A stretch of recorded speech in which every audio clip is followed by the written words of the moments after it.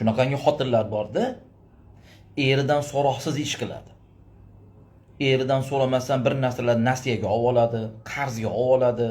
Eriga bildirmasdan kredit oladimi? Bildirmasdan eplab qo'raman, kassa o'ylayman, u qilaman, bu qilaman, erim bilmaydi, yopib yuboraman deydi, keyin yopa olmay qoladi. Keyin kasaga chiqqanda shumshayib o'tiradi erini oldida. Qarasaki, opa bu yerda erini falon millionga ilib qo'ygan bo'yniga. Bir marta, ikki marta aytgan bo'ladi u erkaklar, "Ey xotin, mendan so'roqsiz ish qilma, qarz olma" deydi. Yo'q, o'z boshimchada uni olgan, buni olgan, nasiya olgan, qarz olgan. Hayda, unaqangi xotinni bir marta to'laydi, ikki marta to'laydi. Qarzga tiqvoraversa, baraka bo'ladi bunda. Ana shuning uchun ayollar erdan ruxsatsiz ish qilmang-da. Bir narsani, mana choynakni nasiyaga olayotgan bo'lsam, eringiz roziligi bilan oling. Eringizdan so'rang.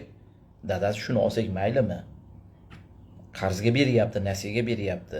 Desiz, erkak kishi o'zini bilib, lekin sharoitiga qarab turib aytadi. Qancha mana kelinlar, ayollar shuni orqasidan oilalar buzilyapti. Indamay borib kredit olayotganlar bor. Eri bilmaydi. Indamasdan borib narsalarni nasiyaga tak olayotganlar bor. To'layman-da deydi. Kassalar yig'ilsa deydi. Kassasi ham kassasi chiqadi. O'zi kassaga ham erdan olsa bo'ldi. O'zi ishlab topgan ham oxiri eplana olmay qolganda nima bo'ladi? Telefon bo'ladi yo uyga kimdir kelib, xotiningiz qarzi bor shunaqa falon million desa. Nima bo'ladi endi keyin? Endi erkak yashi qarzga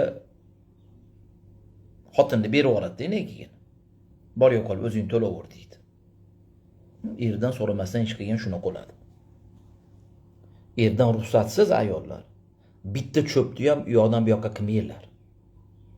Shunda baraka bo'ladi. Erni ruxsatsiz uydan bir tuz ham berilmaydi birovga. Erni ruxsatsiz hech qanday ishga bo'lmaydi. Shunday lekin o'sha oilada baraka bo'ladi, o'sha oilada totuvlik bo'ladi. Keyin ishonch, mehr, muhabbat